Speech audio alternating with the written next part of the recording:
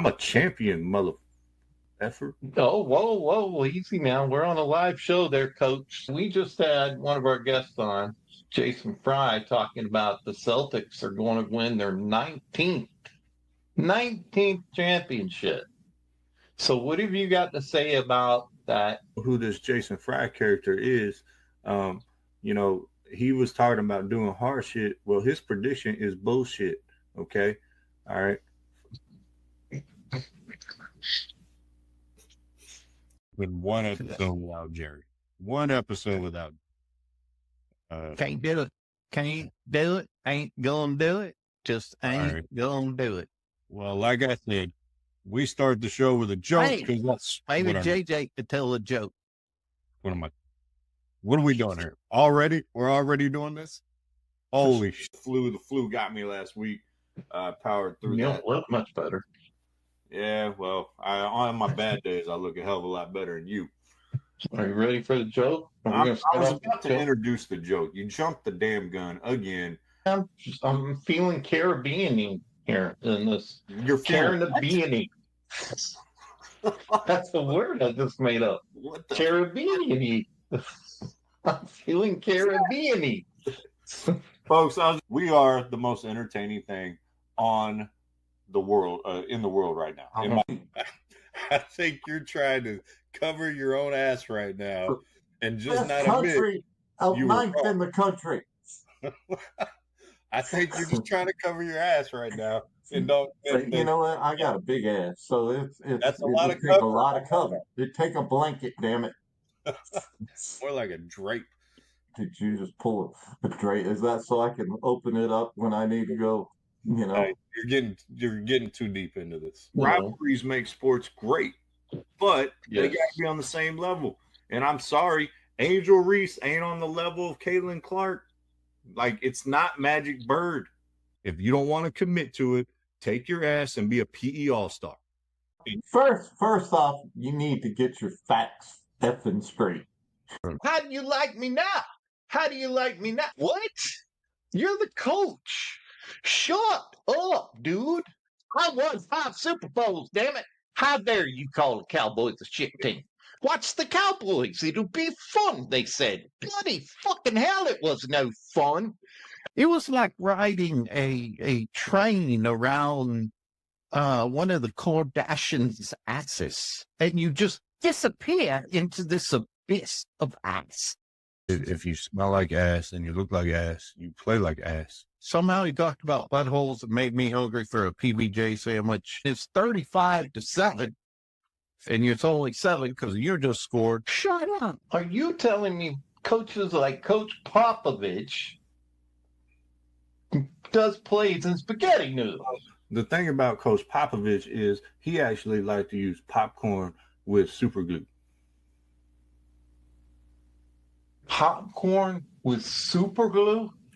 Yeah, he would put super glue little magnets on the bottom, and then he would arrange them on the board, and he would like color them different colors, and that would signify the opponents. And yeah. Are those the players?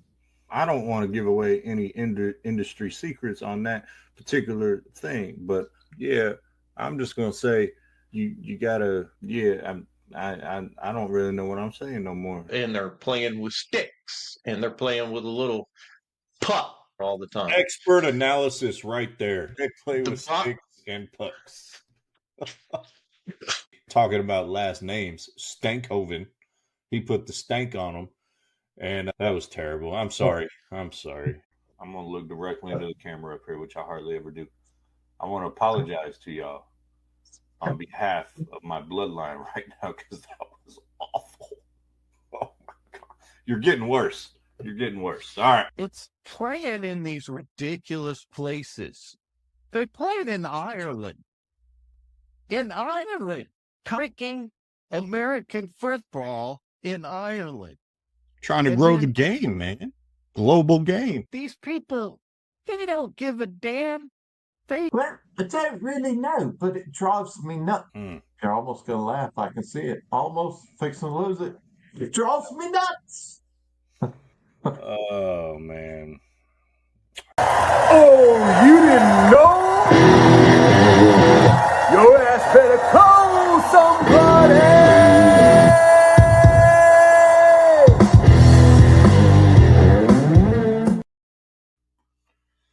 All right, folks. Welcome. On Time Sports Talk. I'm Casey, the Remix Schedule, and coming in at 6:59 p.m., the bald and the beautiful, coming off cold and steak night.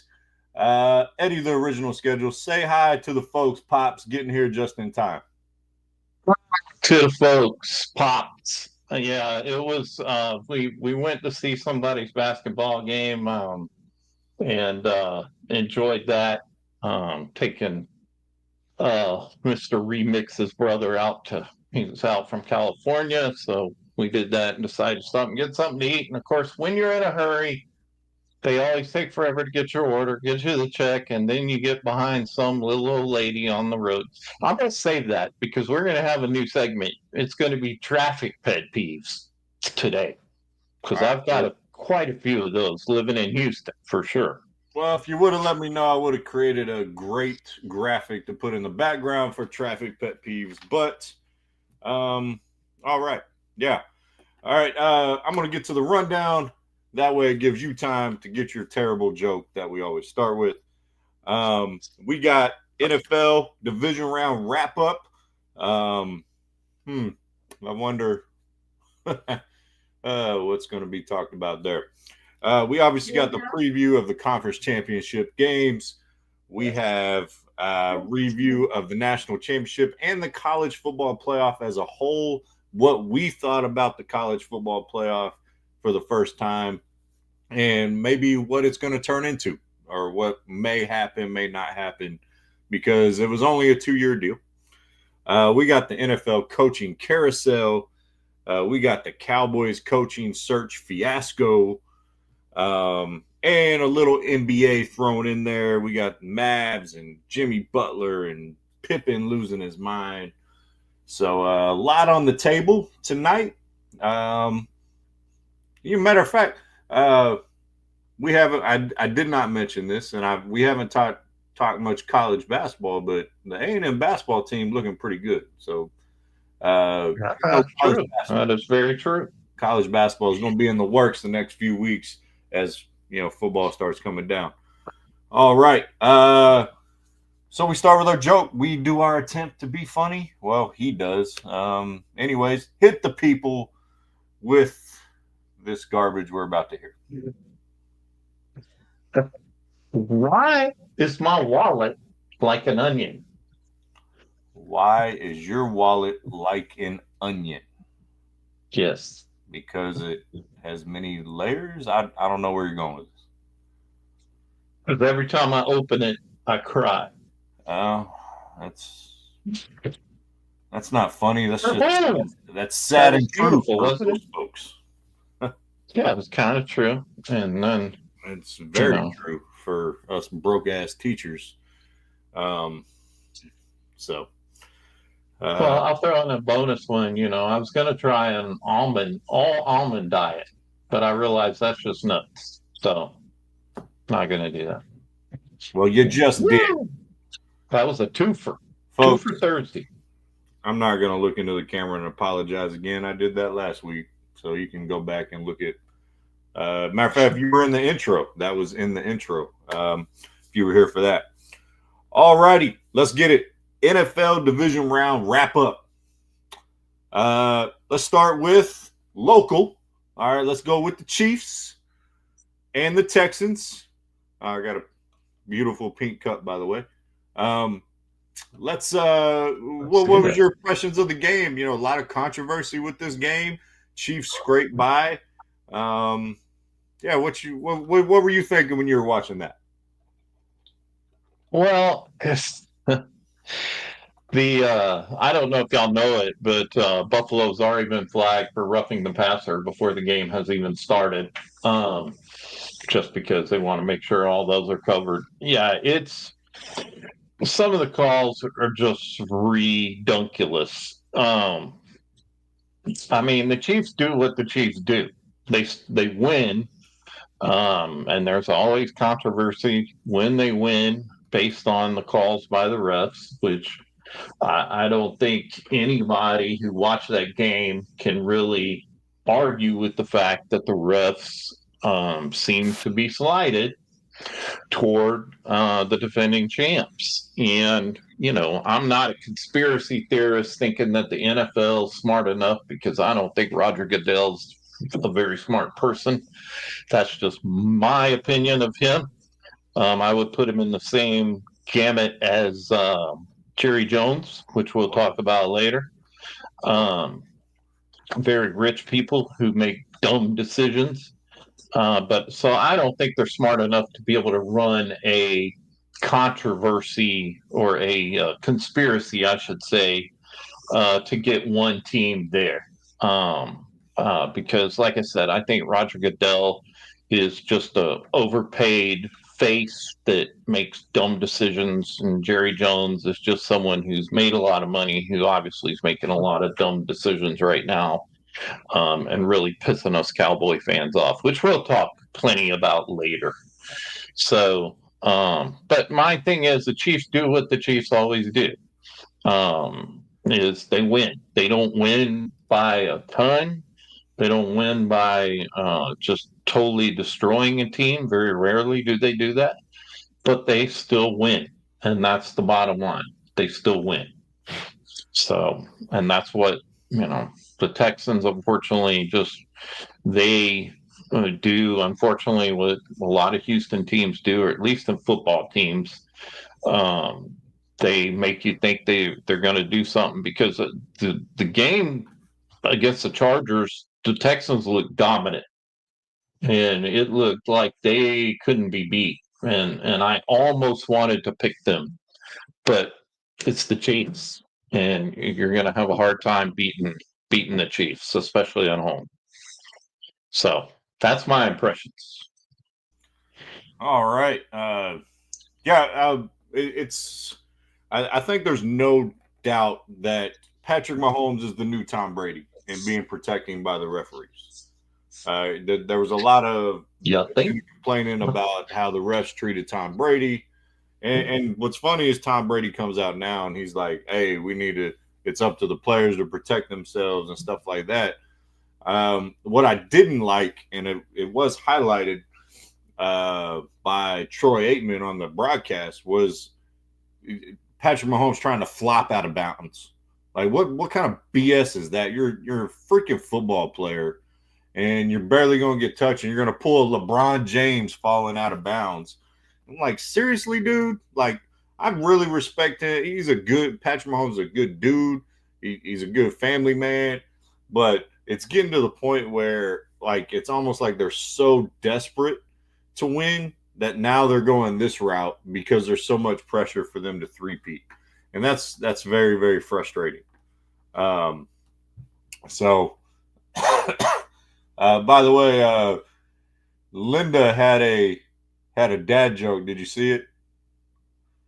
Let me look at the comments here. What kind? Oh, yeah. Yeah, a physician. Physician. That's good. Well played. Did you put it up on there? What kind of doctor is Dr. Pepper? Yes. Physician. A physician. Well played. Well played. That's better than the old man, I'll tell you that. But yeah, so it's going to be interesting to see how the referees react to the Chiefs in next week's game and the criticism that they've taken. And so that should be pretty interesting. I really think, are they going to totally go 180 and, hardly protect them at all? Is there still going to be controversy? Because, Chiefs are playing the team I picked to win the Super Bowl, who beat the Ravens, who beat your MVP. He's probably going to get the award, just honestly. But Josh Allen is the MVP, in my opinion. And, so that kind of leads me to the next game. Buffalo beating the Ravens at their own game in the snow. Both teams play in weather, so there wasn't an advantage there. I thought the Buffalo Bills played a masterful game. They didn't turn the ball over. It was kind of an odd ebb and flow game. It wasn't a high passing game because of the weather. And Buffalo out Baltimore. That's what I thought. They ran the ball. They scored, enough touchdowns, through Cook and Josh Allen. I thought it was really well done on the game plan, and the Bills, man, the Bills. I still think they're going to win the Super Bowl. I think they're going to beat Kansas City. But what did you think of the Ravens game? There's only one reason why Bills won this game, and unfortunately, his name is Andrews. He's a tight end who dropped the football, and will go, unfortunately, down in football lore as the guy, just like old Jackie Smith, for you guys who are older like me, remember, he had the ball right in his hands. It's the same thing with Andrews. It was a perfect play by who I still think is the MVP, Jackson. It was a perfect throw right in his hands, and he just dropped it. And not only did he drop that, he dropped this championship and a chance at the Super Bowl. So, man, all the people on social media, all the professionals, they don't put the blame on Andrews. They don't put the blame on Lamar Jackson. They're saying, you can't be all me. Like, I hate this soft ass shit that we have in today's society of, you can't be. Now, I will say, people were going after their girlfriends and their wives on social media. That stuff is stupid. Like, be better than that, y'all, as fans. But you're right. Andrews dropped the damn ball. Okay. But Lamar Jackson had 2 turnovers and a fumble that was inexplicable. He just dropped it. He just like, here, I don't want to win. I don't want to be great anymore. Like, that's what it felt like almost. And I mean, that's obviously not the truth of it, but the Bills made the plays on defense, and Lamar Jackson was a huge cog. But like, I hate seeing people trying to excuse certain players because they don't want to hurt people's feelings. Like Orlovsky on Get Up or First Take, whatever the hell show he's on. He's sitting there blaming the snap for the fumble. Last time I checked, Lamar Jackson caught the ball off of the snap. He's blaming the center. And then on the interception, he's blaming Derrick Henry's block. And I'm like, what are you talking about, dude? I know you played in the league and you're this guy and that guy and you're getting paid a lot of money. You're also a coward in how you retract your opinions on certain things so you can keep your job at ESPN. And me saying that just eliminated me forever getting a job there. But that's fine. But, man, the blame, you want the lion's share of the credit, you're going to get the lion's share of the blame. It's on Lamar and Mark Andrews. Now, that would have just tied the game, I do believe.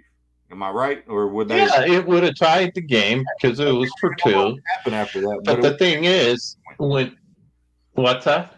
It wouldn't have won the game, but it would have gave them a chance to win probably in overtime. And chances are the Ravens going to win that game because if you go back, Josh Allen's stats were mediocre at best in this game. He was 16 of 22 for 127 yards. 127 in a championship game. And you want to say, well, it was snowing. It was cold. Well, Lamar threw for over 254 yards. Yes, he had 1 interception, but he also threw for 2 TDs, which Mr. Josh did not. Now, unfortunately, I said I would root for them if Josh won it, and I would say he's a top 5 quarterback. He is a top 5 quarterback. I'm going to say it. Barely.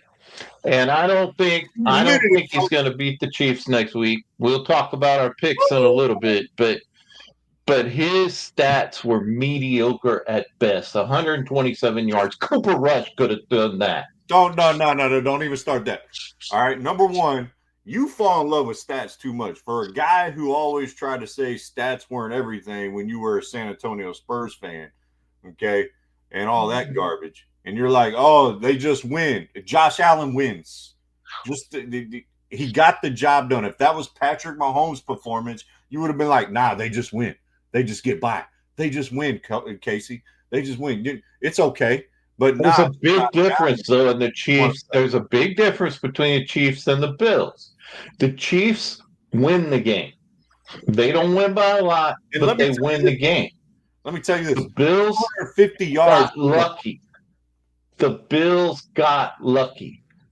If Andrews does not drop that ball, then they don't win the game. They go into overtime. The Bills win in overtime. No. Who had the better running game? The Ravens did. Who had the better passing game? The Ravens did. Who had the better defense on that day? The Ravens did. No, they didn't because they lost.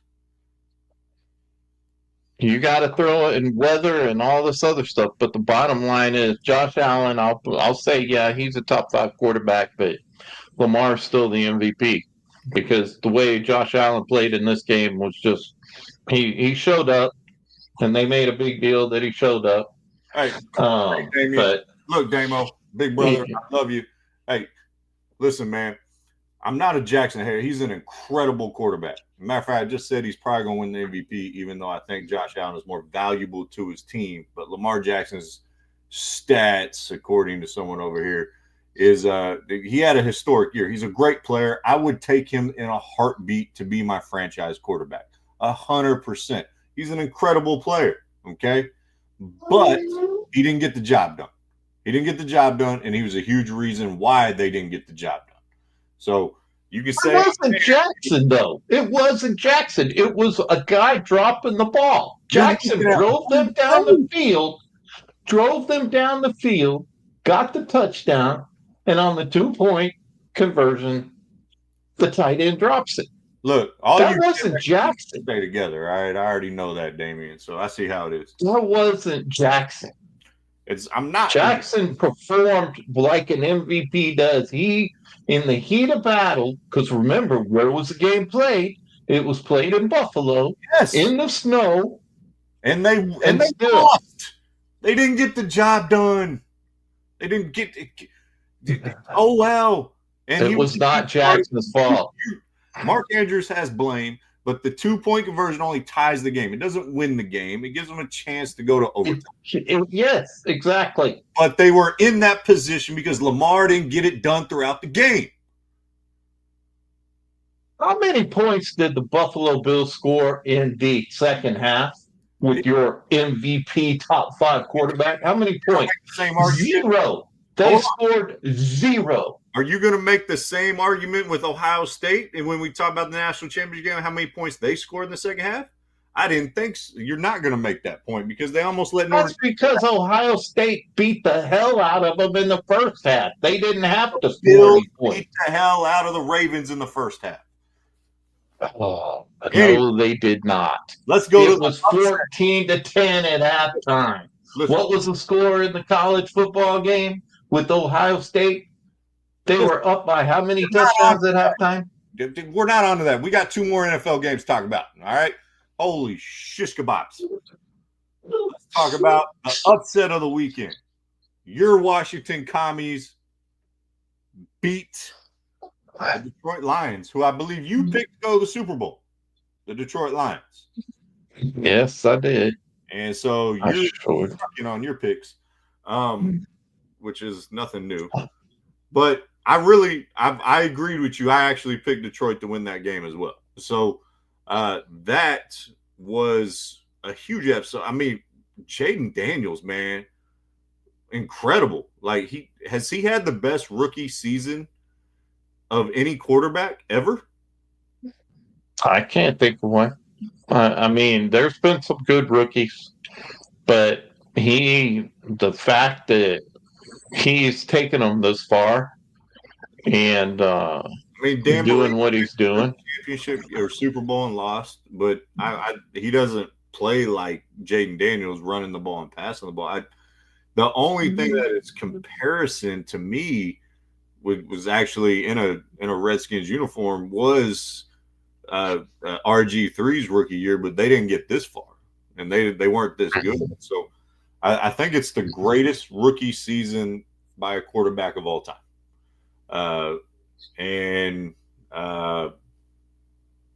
You know, it's been incredible. Dan Quinn I'm a huge fan of Dan Quinn. The culture change in Washington has been incredible. And, my heart goes out to the Detroit fans, but, man, Detroit just doesn't get it done. And they just lost both their coordinators, which we'll get into a little later. But Washington, it's going to be hard for me to pick against them when we pick the championship game. So, Damian saying, what if he wins the Super Bowl? Yeah, he would be the best ever rookie ever to play the game. Oh, 100%. Like, we on the same page of that. I think Detroit's going to be interesting with 2 new coordinators next year. They will get Aiden Hutchinson back from the injury. It's going to be interesting to see how they respond to that loss, because I think that was pretty a devastating loss by them. But I do love the emotion Dan Campbell shows. He's in tears in the post game press conference. I'm a huge fan of Dan Campbell's and just how he is as a coach and willing to get in there with his players and stuff like that. And but I can't say enough about how Washington played, and we'll talk more about them when we talk about conference championships. And then the Eagles survived the Rams. I picked the Rams. Eagles survive them. A late furious comeback by the Rams. I'm a little worried about Jalen Hurts going into next week. Yeah, his leg didn't look good.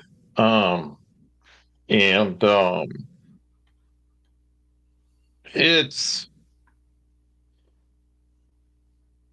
and I know what everybody's going to say. They're going to say you're an Eagle hater, which I am. I'm not going to deny that. I'll own that. But I still just think the Eagles, for some reason, just seem like they're limping into this thing. No pun intended on Jalen Hurts, but they just seem to be limping it. So unfortunately for the Rams, it just they had a lot of crazy stuff happen in this game, but they still had a chance. So I don't know. I'm not sold on the Eagles, and it's not because I hate them. But I'm not sold on them. Even though, I'll be honest, I think I really like Barkley. I really want the dude to win a championship. I just hate the team that he's on that might do it with him. But I think Barkley just brought something to the Eagles that they didn't have, obviously. He's got a certain tenacity and he's got a certain drive he's focused. To me, Barkley is focused on the end game. He's not focused on his stats. He's not all about himself. There was a time back in the day when McNabb played with T.O. and T.O. was really focused on himself. You could tell that he wanted to help him win a Super Bowl, but it was more about what he was going to do. Yeah, whereas Barkley is a team player to me, and he's willing to do the things to make that team work. That when we talk about inconsistency of Jalen Hurts, because everybody says, and I agree, he's not lighting it up. He's doing just what he has to because he doesn't have to carry the load now, which puts them in a better position to actually get it done because Barkley is consistent most of the time. He has games every now and then, but throughout these playoffs, Barkley has been the one player that they can lean on with the Eagles. So I just think Stafford's going to have to make a decision how much longer he's going to play. I still think he's a damn good quarterback for his age. But you also got guys like Kupp talking about moving on maybe. So the Rams are going to be an interesting team next year also to see what happens to them. Oh, it's my turn? Yes. Holy crap, that was a monologue. I was trying to say something in there. I was trying to spent like 4 minutes just on Saquon. He must be your new favorite player of all time.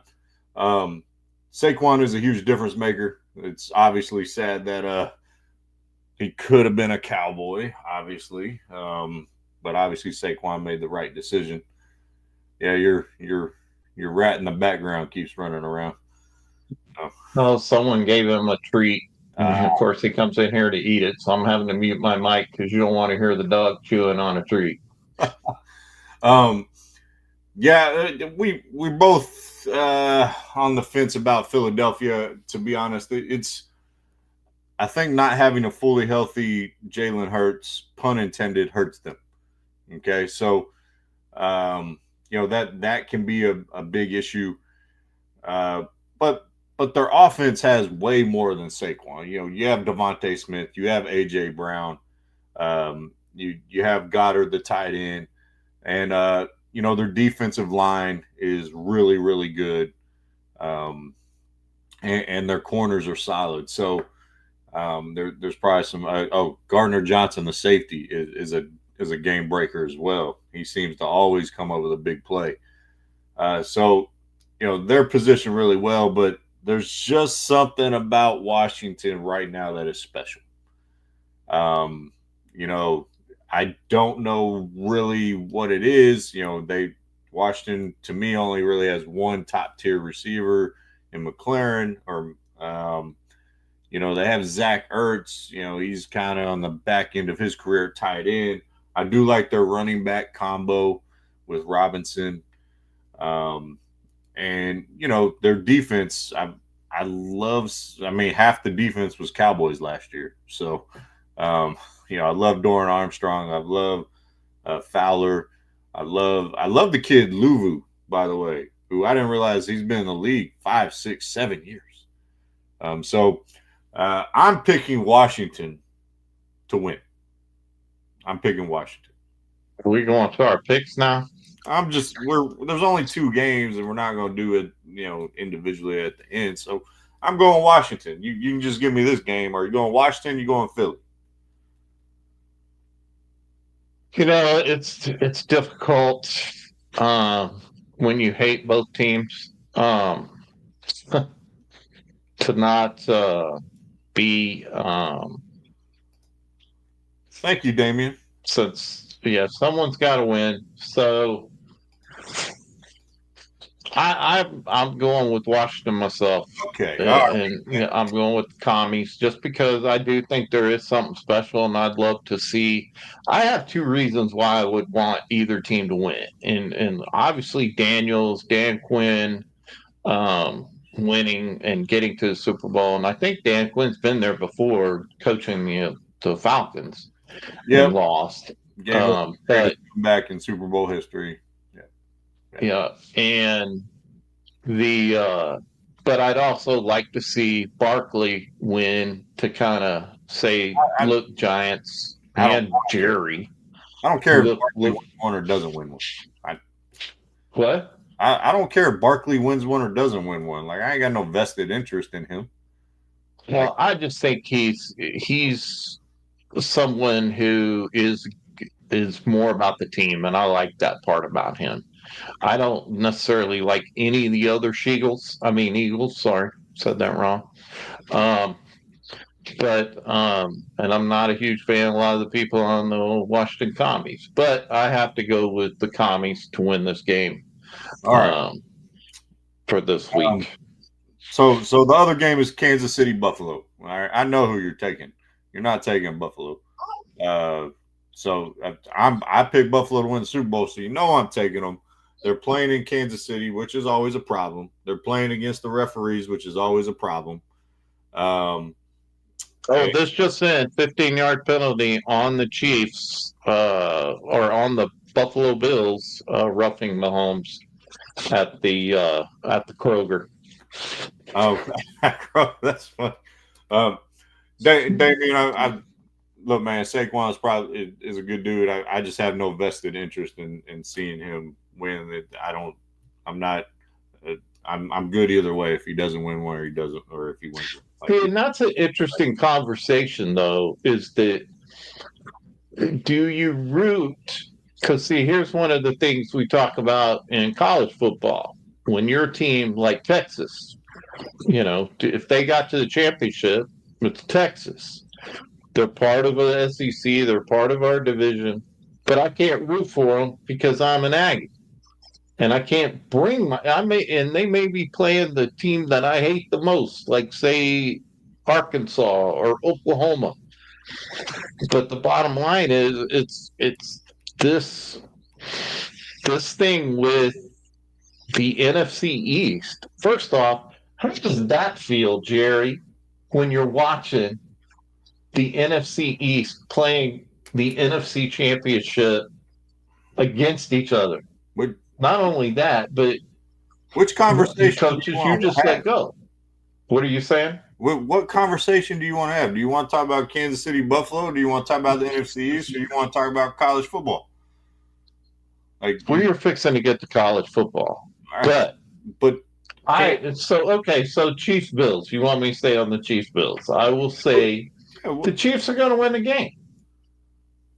The Chiefs are going to win the game. So, is there any doubt to that? Yes, there's a lot of doubt for that. Well, it's like I said, and I'll say it again. I mean, you give me the shirt or whatever. If Josh gets them to the Super Bowl, which I don't think he will, I'll wear a Buffalo shirt. And I'll even root for them in the Super Bowl. You're number one, you're changing. You said you'd wear it if they beat the Ravens, so you're already going to wear it. You already lost. You didn't get me one, though. It's up to you to buy it. I'm not buying it. I know that. I'm getting it made. All right. Anyways, there is doubt because there's two really good teams and probably two out of the top 3 to 4 quarterbacks in this game. 100%. And, I think the referees are going to have to back up a little bit because of the criticism they took in the last game against the Texans, because there were two really BS calls, really bad, that really affected the outcome of that game. Now, like any coach, it's not the reason they lost the game, okay? But it was a factor in them losing that game. And I don't think the NFL wants that again. So, I think that's very important to point out. But I think that's a good time to take a break, get a word from our sponsor real quick. All right, Easy Leadership. All right. Ever wonder what truly drives you or your team to greatness? Unlock the keys to better communication and higher productivity with the Berkman Personality Assessment. Discover your interest, needs, and stress behaviors, powered by science, tailored by Easy Leadership. Our experts transform complex insights into simple, actionable strategies for your personal and professional growth. Empower your team, elevate your leadership, and deepen your understanding with Easy Leadership by your side. Ready to thrive? Why not use real data when it comes to making your business strategy work? People data is just as important to strategy as financial data. To make any objective attainable, it requires people for the execution. Start your journey to self-awareness and transformation today with Easy Leadership. Check out our website at easeleadership.com. All right, Easy Leadership. One of the co-founders sitting across or next to me on the screen. They do good work, especially helping kids in the school system. I believe y'all have a contract with Houston ISD, figuring out what they want to do after they graduate college or graduate high school, I should say. So it would actually be Harris County Department of Education, all of Harris County. So yes, we do. Thank you. All right. Why couldn't Jaden be the MVP? He could be the MVP of the Super Bowl if he gets there, but I don't think his stats were up there with the other guys. It could certainly be Rookie of the Year. To me, his impact is up there. If you talk about there was two before we get to college football, there was about 2 to 4 MVP candidates, and one of them was one of your teams you wrote all year was Sam Darnold. Lamar Jackson, Josh Allen, Patrick Mahomes. Those were really your top 4 candidates all year, along with Saquon Barkley. And you could even say a dark horse was Derrick Henry, who almost hit 2,000 yards himself. So Jaden's impact to Damian, his impact was MVP worthy. I just don't think he would be the MVP of the league, but he definitely has that potential of being, at that level. I 100% think he. Now we'll see what people were saying that about C.J. Stroud too with the Texans last year, and you saw him struggle this year. So it'd be interesting to see after this season over how teams after they got a year of tape on Jaden Daniels, how they attack him next year. It's always you normally expect to jump that sophomore year, but I think players are more prepared to come in the league now, and ultimately they make a quick impact, and then teams adjust to them, and then they have to adjust to that, just like C.J. Stroud struggled with a little bit this year. Of course, he was getting knocked on his ass every other play, it felt like, because they didn't have a very good offensive line. All right, OSU beats Notre Dame. All right, my pick was OSU. You picked OSU in the game as well once it got to that point. And, yeah, that was a fun game to watch. It really was. OSU came out, or Notre Dame comes out in the first drive. Now, I think they wore their quarterback out pretty damn quick. He had 8 carries of the 12 carries they had on that first drive. And, I think the thing that I talked about last week really affected them was their ability to throw the ball downfield the entire game. Now, they hit a couple of long ones there at the end to make it a game.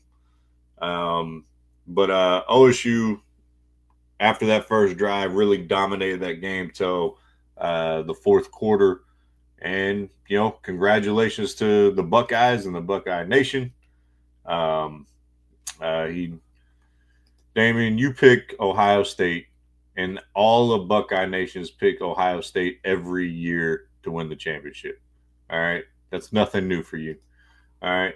But, yes, their quarterback did throw up like Steamin' Willie Beeman after the first drive. Yeah, so it was total domination in the first half. I mean, now Notre Dame comes out first drive, drives down, scores, and you're like, okay, they've come to play. And then the second quarter, Ohio State just said, hey, you know what? We're going to win this game. We're going to beat you down like we beat everybody else down this year. And it was pretty much over at halftime. Now, to Notre Dame and the Irish credit, they tried to push back and made some plays, but they still weren't able to shut Ohio down. And that's what they were going to have to do if they're going to come back and win this game. Ohio only scored 13 points in the second half, but they had already beat them in the first half. And so, and I said all along that Ohio State needed to win a championship to save their coach's job, and he did. He did it, and I think all is forgiven for the Michigan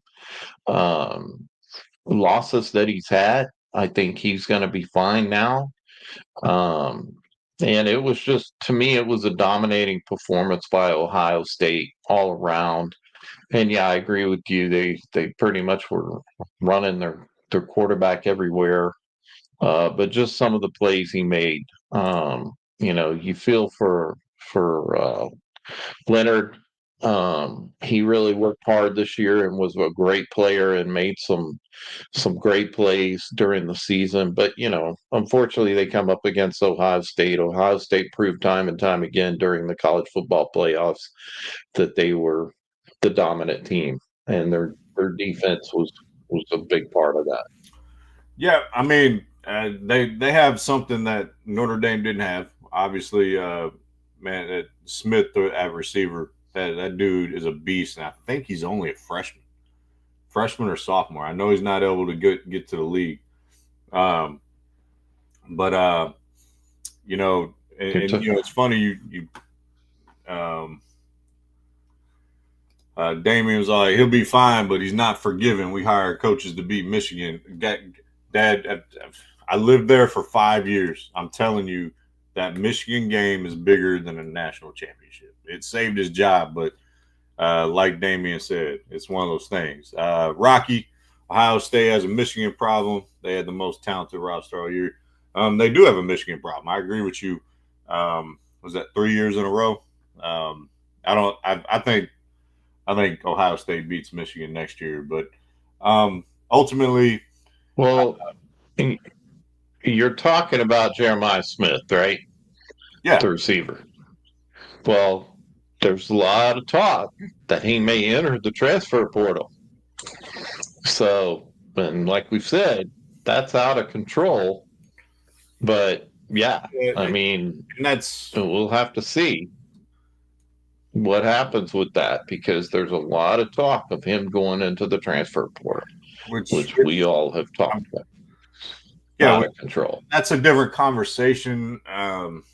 The transfer portal, we've had that conversation before. It is out of control. It's stupid. It's ridiculous, because you know you have a guy like Smith who could literally be an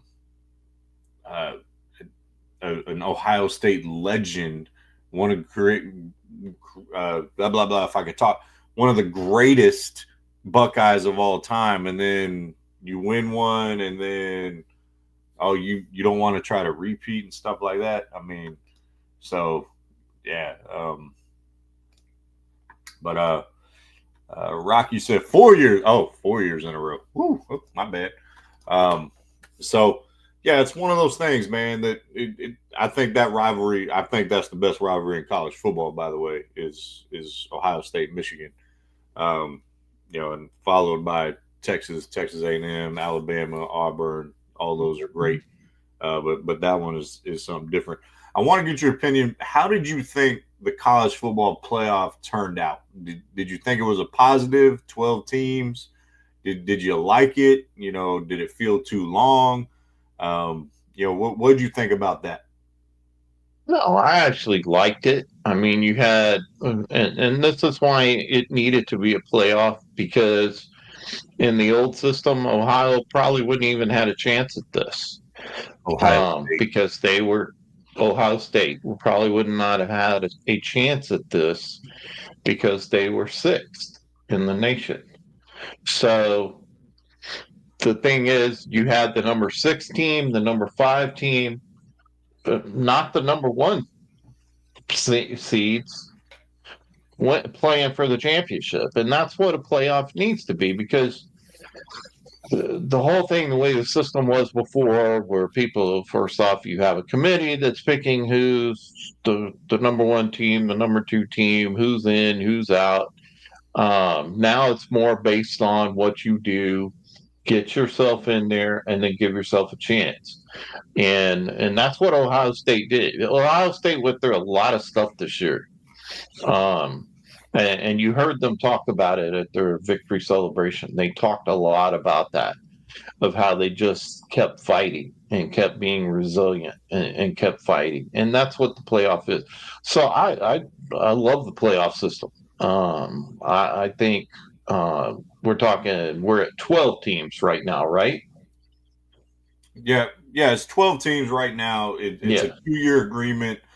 There's rumors that they could go to 16 teams after next year, which I wouldn't be surprised if they did, because it's all a money grab, right?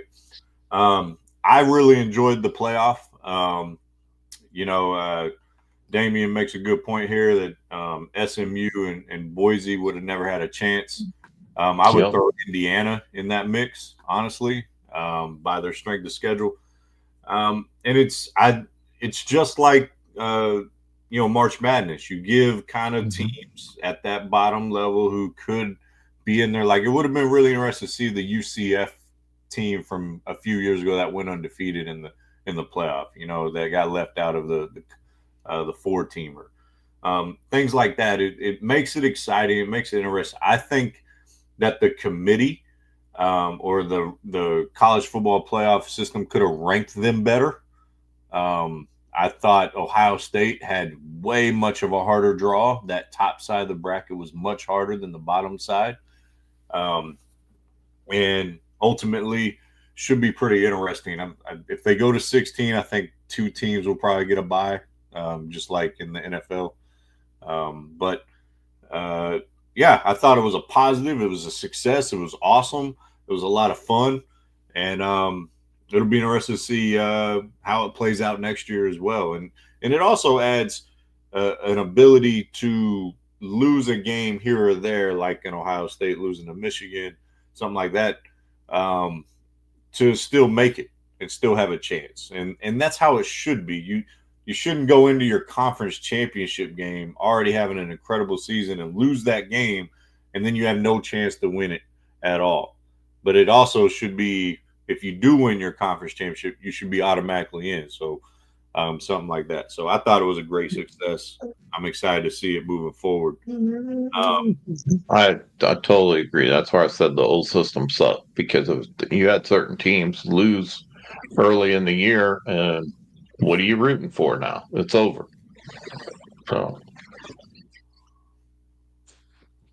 So all right. Next on the agenda.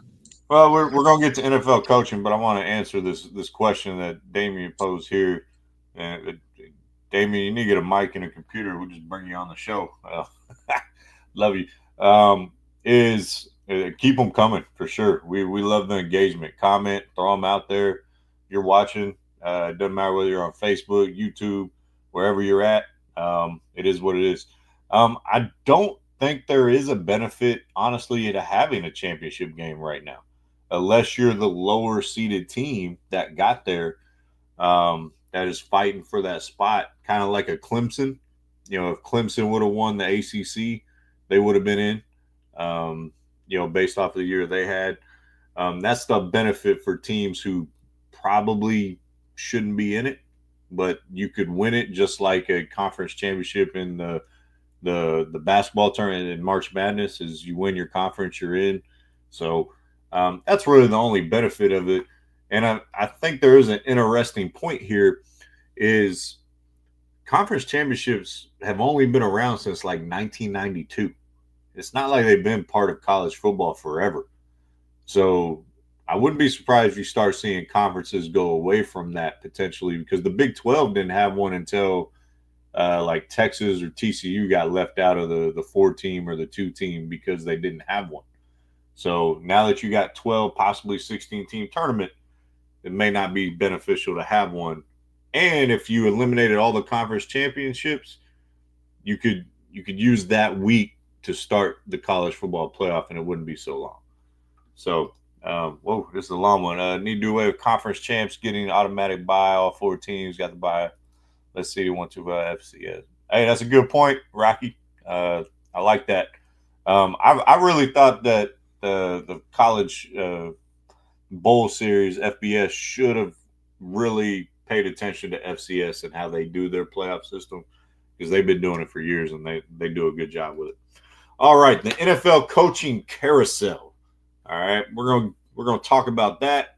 Then we're going to talk a little NBA and then the Cowboys. So we kind of talked about this a little bit already. Ben Johnson to the Bears, who was my first round draft pick for the Cowboys.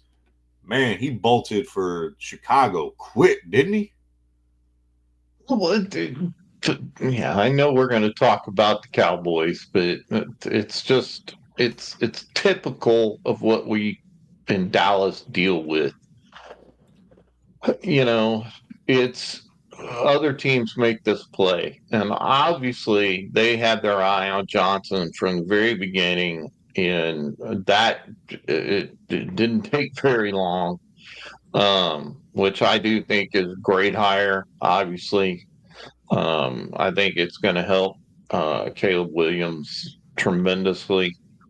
So it was just, I really thought that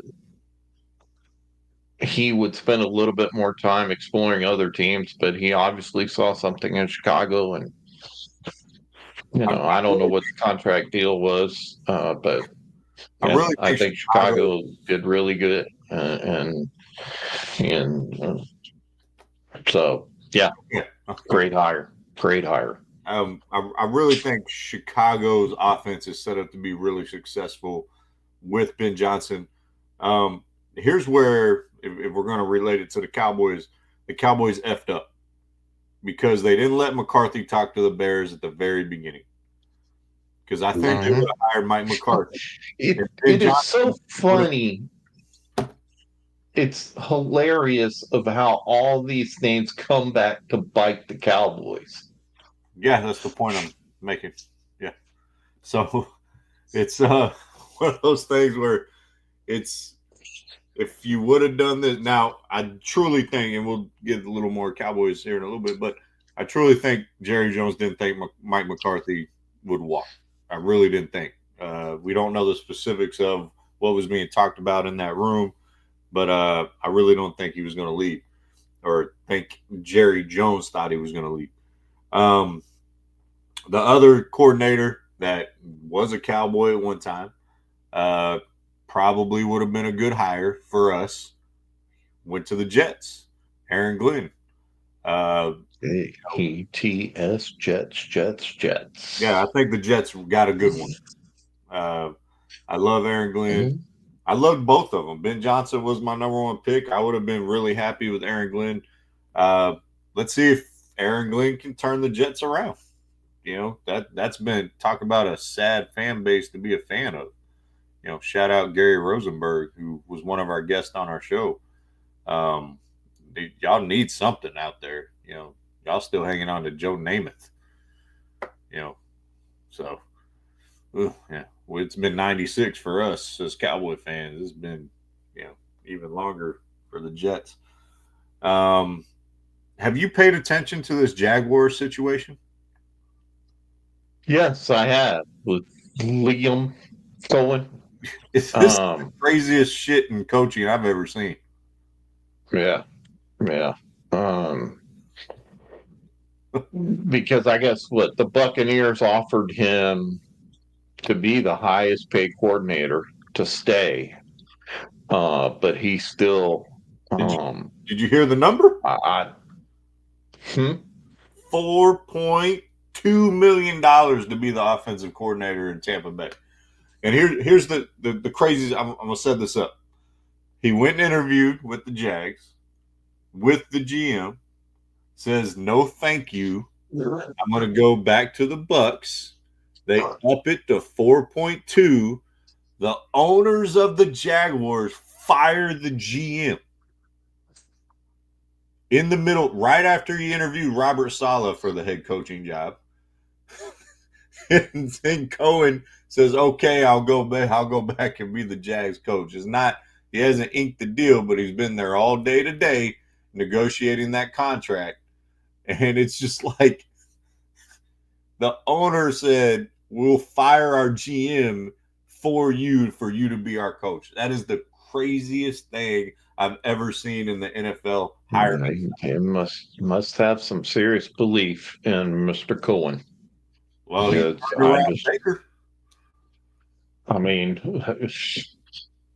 I wish we could fire our GM.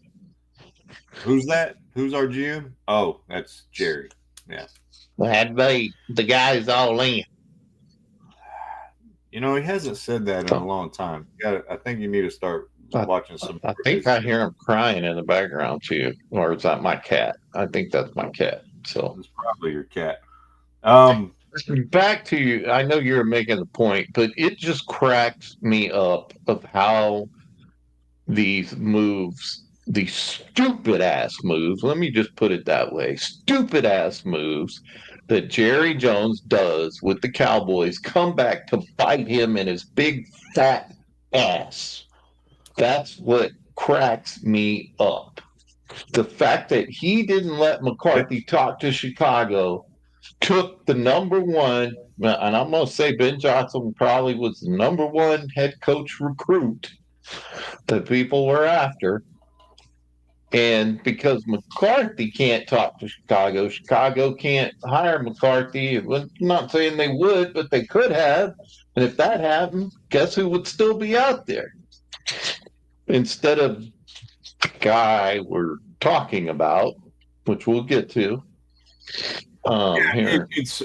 It is hilarious on how they like it. It should further give Cowboy Nation pause to sit here and go, this offseason is going to be a shit show.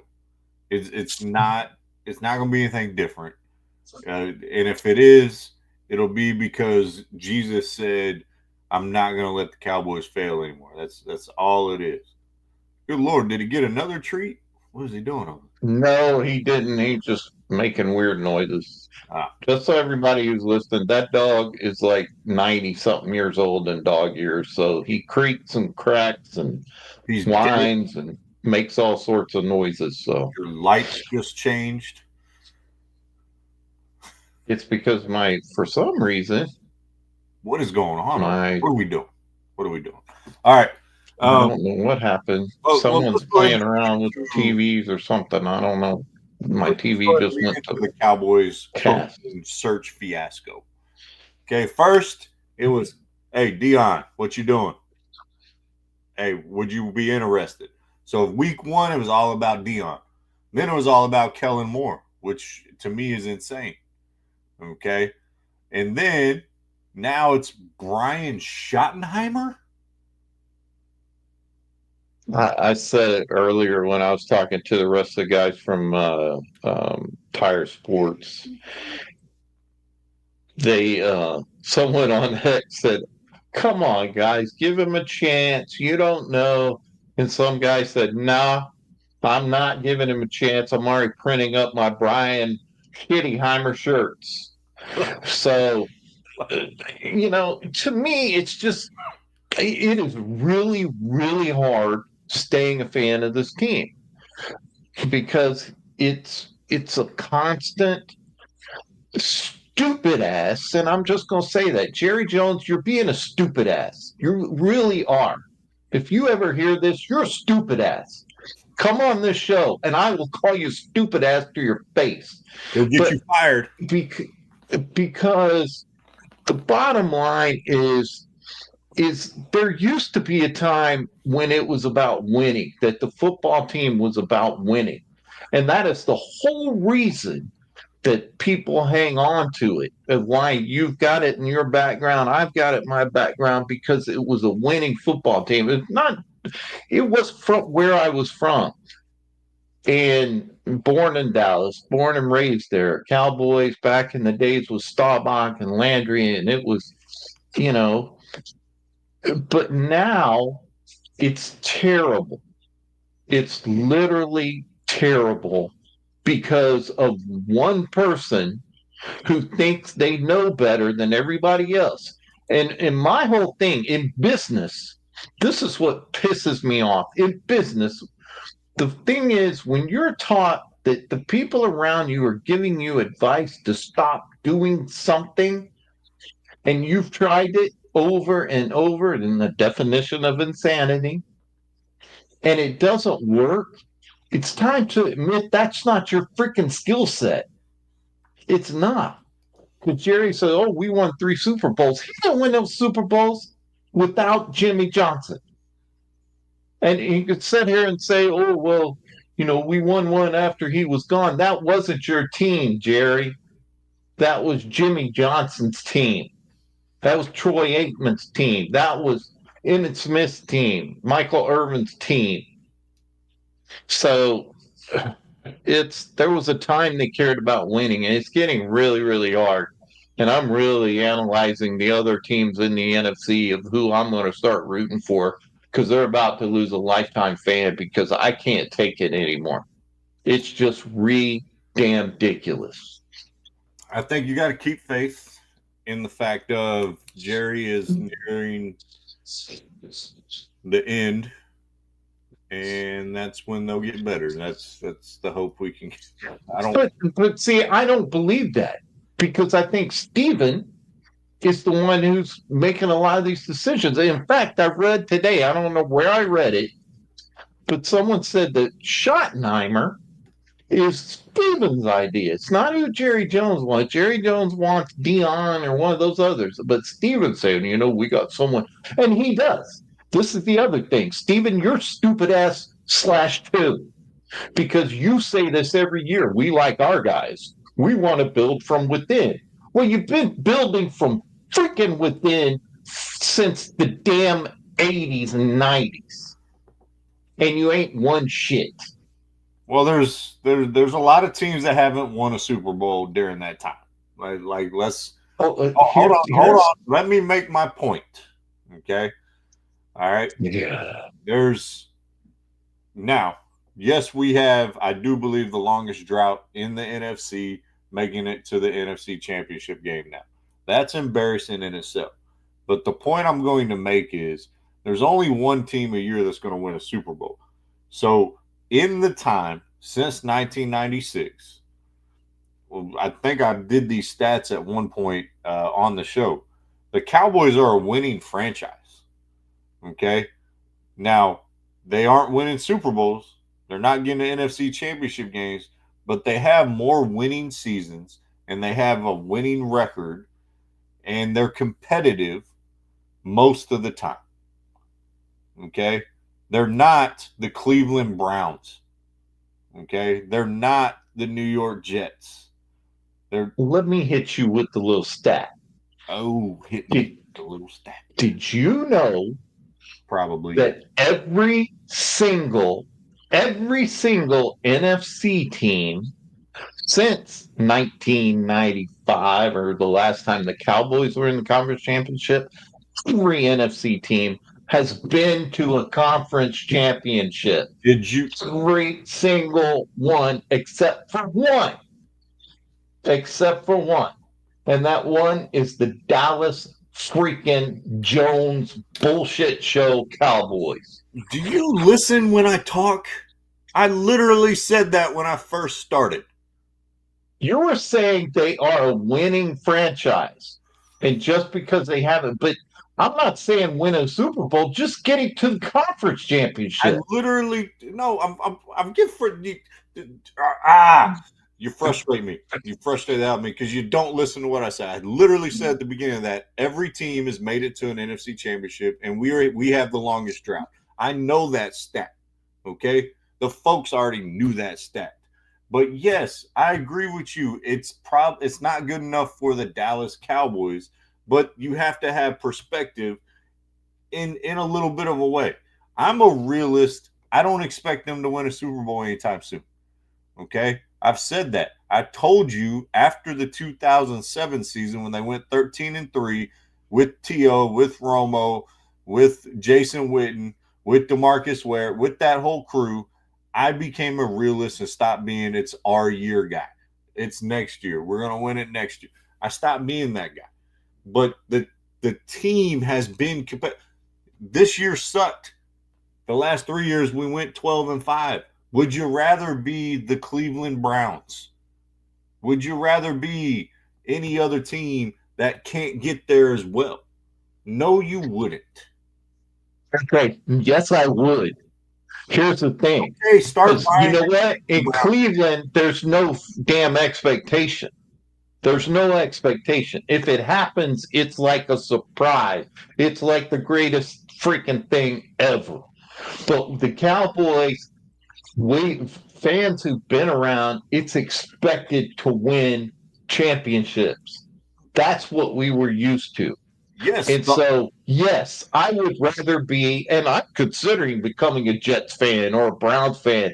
Hell, at least I can waller in the dirt with them and not have any expectations or sit here around an off season waiting for someone to sign somebody, and we get somebody we've never freaking heard of who's been on a injury report for the last 4 years, but we think he's gonna be able to do something this year. I believe the one signing they made last year you're raving about, by the way.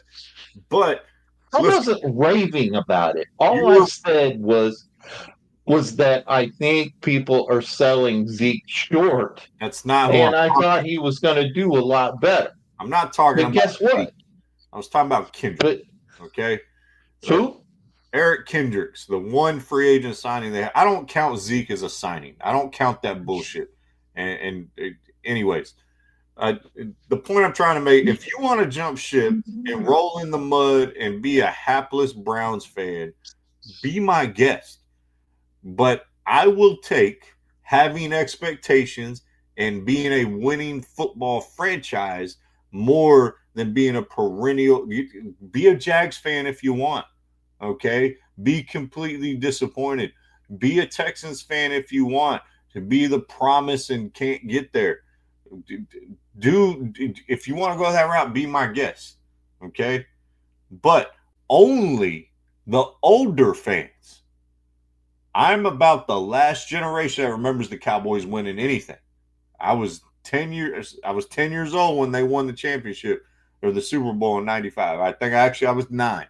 Okay, I remember explicitly against the Steelers. Okay, but you got to understand, there's a whole generation or two of Cowboy fans who don't remember any of that, who already are living in Cleveland Brown land, pretty much. So just accept it and be it. All right. That's all I'm saying. Okay. All right. Back to the coaching fiasco before we got on that tirade.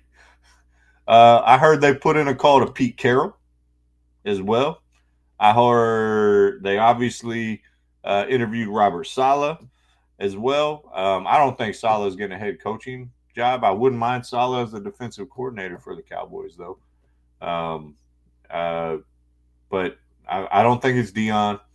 I think they're going to mess this up, and they're going to hire Schottenheimer or some other guy who...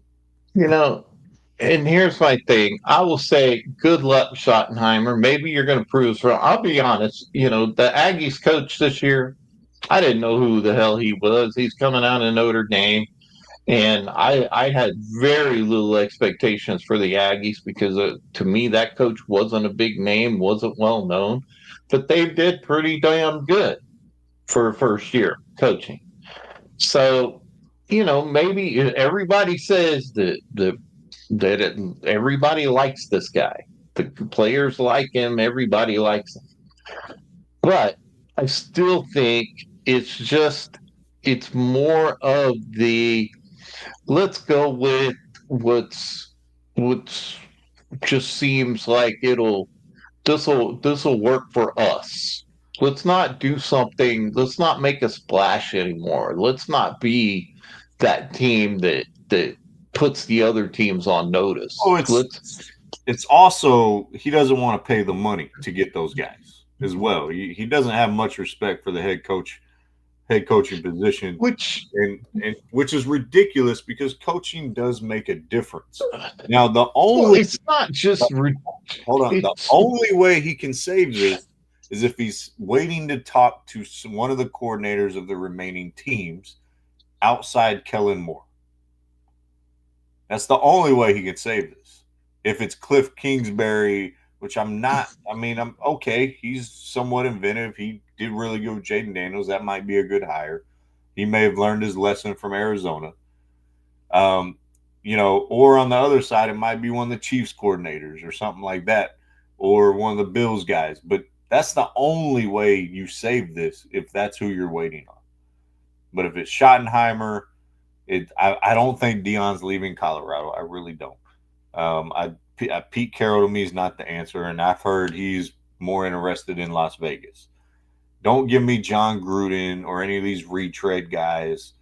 It's and I agree with you. I hope Schottenheimer, if he does get the job, proves everybody wrong, because that's good for Cowboy Nation, right?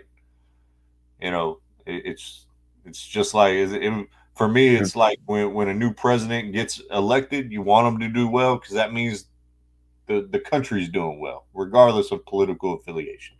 So hopefully. So here's a new rumor that just appeared on X. Is it the guy from Green Bay? No. I heard something about the guy from Green Bay, but Anyways, Rex Ryan is reportedly in play as the Cowboys defensive coordinator. Who? Rex Ryan. No way. No. Now he's been wanting someone to pick him up and get back into coaching. No. But there's no way. Of course, someone on Cowboys Fan Talk, that's their screen name, said, "Now we getting crazy." Yep, we are. I really think people just throw shit out there to get the click. Like, let me. This is on. Yeah, it's in the official NFL Rumors X feed. I don't believe it. All right. Let's get to our last segment before your traffic pet peeves. NBA. No, J Kidd couldn't make it tonight, but the Mavericks are struggling. They just they can't catch a break right now. Derek Lively. Blake Lively is Ryan Reynolds' wife. Derek Lively fractured ankle, so he's out 2 to 3 months. Luka is out. Man, for the Mavs right now, it's a struggle to round out the Dallas teams that are playing right now. We're gonna have to start incorporating some hockey here soon, but the Stars are doing pretty well. But Mavs can't catch it. They got 7 guys on the injured list.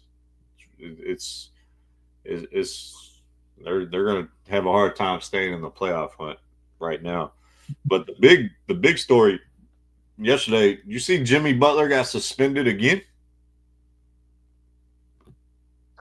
It's Jimmy. The soap opera continues, Butler. Yes, I did see that. He missed the flight to go to the game. Like, what are you doing? You missed the flight? Come on, Jimmy. I'm going to tell you, I've already said, I do not want him in Dallas. I don't want him. He's drama. He's 35 years old. He's, a solid player right now. He can get you 18 to 22 points, and he's a good defender. But I think he's a chemistry killer. He hasn't won at a high level other than a year or two in Miami, where I think they made the finals and the conference finals. But, man, Jimmy, you're tarnishing your legacy, and you're from right down the road in Tomball from where we're at. Like, shit, man. Like, come on, Jimmy Butler. Be better. You're a professional. Be better. You missed your flight. The private team plane. Give me a fucking break. Pardon my language. Oh, Lordy. Yeah. And so he's suspended again, but this time he's not suspended by the league. He's suspended by the team. Yeah. And, they're just extremely frustrated with him right now. And it's just a constant deal with this guy. So, yeah, I don't see why anybody would want him. Maybe. Because and I don't understand and I guess it's just because I'm not in their position. I don't understand the mentality, and maybe I do. Maybe it's because some of these guys have had this talent since they were a kid, and they've been treated a certain way, allowed to move through the system, but. And a few get through. I don't think, I know you're a high school basketball coach, but you're also a teacher. You're not just going to pass somebody because they're a good player, but somewhere it happens. And I think some of these guys get through, and you're just like, what the hell? How did they think that way? And I think that's where a lot of this stems from is the who it's title from. Go ahead. I was going to say, what the situation is starting to remind me of? Starting to remind me of when Rajon Rondo started having issues at the end of his career everywhere he went. And he's a good player. We're going to take a chance on him, and you struggle knowing the end is near, I guess. But you're right. Like, how do how do you get to this point as a professional athlete? Like you're being paid millions and millions upon millions of dollars to play a game. And I've heard players and podcasts and certain like say a lot of guys aren't in it for the love of the game. They're in it for the paycheck. They're in it for the lifestyle. They're not in it to win championships like Kobe was or Jordan was or, you know, things like that. So, or guys like that, I should say. So, Jimmy Butler, one of the greatest two-way players of the last decade. It's really sad to see what he's kind of turned into, and hopefully he can get to a place where it gets right and he fixes his legacy. But right now, he's just a head case, kind of like Antonio Brown went through this at the end of his career. Started having a lot of issues in the NFL. Well, and this goes back to what's really wrong with the NBA. The NBA right now has viewership problem. People aren't tuning in to watch it because first off, it's just run down, jack up the ball, take as many steps you want to the basket. So anybody that's a basketball purist, it's not basketball. And second off, you have so much money and so much crap into it now that it becomes quite unwatchable. And that's what's going on with the NBA. And then you have crap like this. These guys, don't realize, first off, what they have. They don't realize it's a privilege to be able to do what they do. It's a God-given talent, it's God-given ability, a body to play in the game, the ability to play the game. Because you can be tall and not be really good. I mean, we watched y'all's basketball game today, and there was a really tall kid on the other team, but he only had about a 2-inch vertical. He kept getting stuffed every time he went up, even though he was good foot taller than just about everybody else. So it's the combination of all those things, and I think I throw LeBron in the same freaking category. I think LeBron is he's known as a whiner, but he's also another one who hasn't respected how blessed he is to be able to do what he does. And he's another one. We know he was coddled from the time he was in high school. Hell, he was on ESPN when he was in high school. Yeah. So, I think it's an interesting point because the viewpoint of the modern day athlete is skewed even down to honestly my level and even younger than high school, because it is viewed as I have a right to be here. I have a right to play. I have a right to do this, a right to do that. And it's not. And when your ego gets shattered, and I'm not necessarily talking about Jimmy Butler in this aspect, but I think when things like that don't start matching up with your perception of yourself and how people around you have perceived you, like it's a struggle. And a lot of these, I'll break it down before kids get to the high school varsity level. You get a lot of these kids playing on these AAU teams and these travel teams where the coach will say anything to get you to give them your money because it's a for-profit thing. It's not like in at the high school, we're not for profit. I'm not going to tell your kid he's great when he's not. I'm not going to, I'm going to build them up. I'm going to encourage them. I'm going to be honest with them in their deficiencies in their game. And I'm going to be honest in the things that they have positive. And that's hard for a lot of kids to hear because for the last 10 years, by the time they're 16, they start playing when they're 6.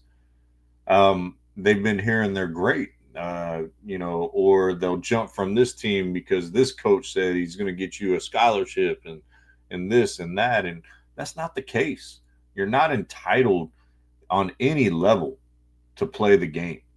Especially when you start getting even to middle school. Middle school is basketball is a cut sport. You are privileged, and what people don't realize, it's so small percentage of people who get to play the game, even down to high school. We have a school of over 3,000 kids, and we have 12 guys on our varsity team. That's less than 1% of 1% of 1% of 1% that get to be on the team and play. And then it's even smaller if you can be an impact player. So, and kids have a problem a lot of times, and your top level guys, you know, I'm not going to name the name of the kid, even though he's an adult now, but there's a kid who's now, he finally found a college program. But when I coached him, he was the most selfish player I've ever coached. And, you know, he didn't want to hear that. He was a good player. He's a talented player, hell of a high school player, his senior year. And he struggled. No one picked him up coming out of high school. Part of that was grades, but the other part of it was they saw how he played the game. He was a very selfish player. He was about himself. And unfortunately, fortunately, he has got on somewhere. So that tells me his game has expanded and playing a couple years on the prep circuit. So I'm cheering for him. I hope he does really, really well. But my experience coaching him, he was the most selfish player I've ever coached when he played under me. And so that translates to other places in your life. And I think kids, parents and kids and AAU coaches got to start being honest with them rather than you come play for me, I'm going to get you a scholarship. You're going to see. Look, no one is watching the Gasso Houston tournament for college players. No one's watching that. Like, no, there's no college. It's not happening. In today's world, you're probably going to be known off your social media. You're going to be recruited early. There are late bloomers, but anyways, that went a little long. I did want to say the last NBA situation. I wanted to get your opinion. I don't know if you saw it, but Scottie Pippen's been losing his damn mind. Scottie Pippen has gone insane, in my opinion. Scottie Pippen says he's better than LeBron James, and he would have won 6 titles without Michael if he wasn't on the Bulls and he was on another team. Someone checked on him. Is he all right? Is he taking his medication? Look, I don't know if he lives in California or Colorado now, but whatever he is smoking, it's being laced with something. Wow. I mean, I can't believe you said Scottie is a great player. He's a top 50 player of all time, in my opinion. The duo of him and Jordan, to me, is the best duo ever. But, dude, you're not winning 6 titles without Jordan. No, that's just nonsense. I'll agree with what Stephen A. Smith said about that, is that he's sick and tired of Scottie Pippen's nonsense, because it is. It is nonsense. And and the thing about why it's nonsense is because you can't go back and say or replay it without it. And it's saying a bunch of bullshit to try and make him more relevant than he was. And Scottie Pippen is relevant. I don't understand why. I don't know what's going on and why he feels he needs this attention or wants to bring this up, because it doesn't make him look better. It makes him look goofy. It makes him look like he's getting dementia. Like he sounds bitter. Like, but that's why is he bitter? Because I heard a lyric by D1 in a song called "Attention," and at the time it was praising Scottie Pippen, and it says Scottie Pippen was the ultimate teammate because he knew he was a star, but he knew he wasn't Jordan. Well, Scottie Pippen lost that. He thinks he was Jordan. He thinks he was apparently equal to or greater than in this scenario. I don't get what he's saying. Like, dude, you were an amazing player, an absolute amazing player. He could guard anyone. I think he would be a franchise lead guy in today's NBA because he's 6'8", 6'9", and he can do everything that these guys do now. But you played in the 90s. You were Jordan's sidekick. You did what the team needed you to do. And he was, to me, he was one of the ultimate team players and he got the team to the conference semis when Jordan retired the first, and that proved he was a phenomenal player. But, man, don't sit here and say you would have won 6 championships without Jordan. No, that's like Manu Ginobili saying that he could have won championships without Tim Duncan. Yeah, and I also, I'm a LeBron hater. I can't stand LeBrick, but Scottie Pippen's not greater or better than LeBron James. In LeBron's prime, I'll say that. LeBron in 2007, 2008, 2009, he was the fastest player maybe on the planet up and down the court. His athleticism was incredible. That's when he was in his peak, I think. But if you watch highlights, he's just blowing by guys down the court at 6'8", 240, 250. It was incredible. But I don't think Scottie is greater than LeBron James. I can't admit that. I love Scottie Pippen's game, but he's not great. All right. Yeah. Well, Scottie's losing his damn mind. I have to agree. Speaking of losing your damn mind, what happened on the road today? You mentioned driving, traffic, pet peeves. What happened? Well, we live in Houston, right? And it's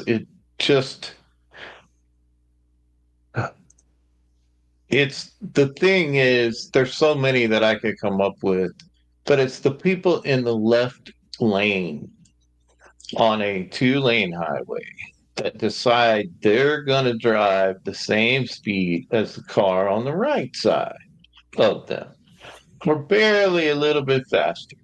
So you can't get past them. And it always happens when you're in a hurry, when you're late, something. Pretty much. And they see your back to it. And you don't want to get right up on their foot. But you have to try and say, hey, man, get the hell out the way. And then you get these people who think, oh, well, I'm just going to hold them there because I'm going to hold them hostage in the left lane and put them in traffic purgatory because they're getting too close to me. So and then we have to tell them they're number one, telling them they're see, that's not the finger you think it is. That's my ring finger. We're telling them number one. Or number one, and it's just, if you're watching, if you have any, if you're gonna drive in the left lane, get the hell out the way if you're not going faster than the people on your right side. I'll say this. I'll give one traffic pet peeve, and hopefully someone will throw some in the comments over here. If you're watching, I haven't seen Colton tonight, by the way. Colton has not come back and commented this week. Guess I hurt his feelings. You scared him off because you attacked him. Fucking dude. Anyways, he's my traffic pet peeve is not using your turn signal. That's my traffic pet peeve. I can't stand people who don't use their turn signal and just tell people where you're going. Now, I'll admit, in Houston on the highway, people are probably going to close the gap. All right? They're probably going to close the gap so you can't get in. Just Houston people drive as assholes. All right? I'll admit that. But not using your turn signal would cause or prevent so many effing accidents. It really would. All right, we got one here. Let's read it. When people pull out of a parking lot when you're in the right lane, why I'm going 40 plus and you pull out in front of me going 5. Not just a parking lot. That happens to me all the time going to work on 1486. That crap sucks. Like if you gotta slow me down by 25, 30 miles an hour, you shouldn't have turned right or left or turned in front of someone. I agree with you. That's my beautiful wife commenting, so I thank you. Yeah, it's one of those things, man, that I can't stand people who don't use turn signals. It pisses me off. And they get upset when you cut them off and you give them the number 1 sign. And you're like, douche. And they're like, I didn't do anything wrong. Well, and this is Texas. Here's the thing. If you don't use your turn signal, we are going to not let you in. So, well, and someone gave Roscoe a snack again, so I think we're going to have to end the show because he's going to be crunching on that. We're right about that time anyway. Folks, number 1, I do want to give a shout out to Combined Arms. I met with them earlier in the week. Going to try to have them on the show.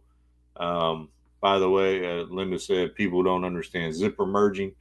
Yes, no, they don't. Combined Arms is a program that combines, his goal is to combine veterans with services, could be entrepreneurship, could be mental health services, could be family retreats. It's a lot of cool stuff. It's a nonprofit organization. They're statewide here in Texas, as well as other places in the country.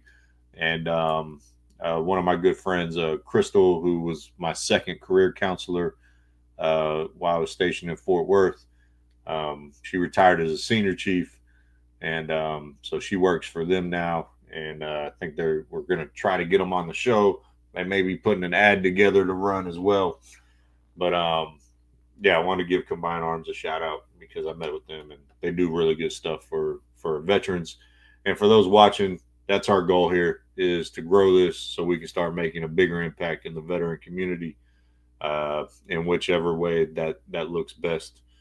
And I would really love to grow it to help out Camp Hope and the PTSD Foundation here in Houston. That would be my goal. So Here. But all right, in the spirit of veterans in the United States Navy, folks, we say fair winds and following seas.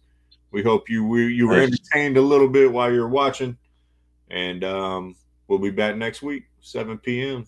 Start live. Yes, we will. And yeah. All right. Have a good weekend, and good luck to the folks who got to play this weekend and the conference championships.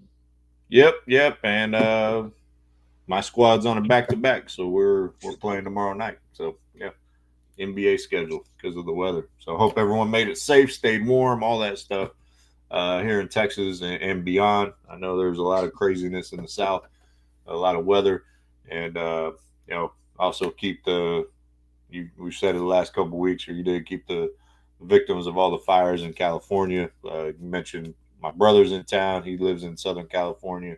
Luckily, he's not anywhere near that. And so we're very fortunate in that aspect. So, you know what I forgot to run all day, all show, was the ticker. Fail on my part. Yeah. But there it is. All right. Have a good night, folks. Thanks for showing. Peace. We're out. We love y'all.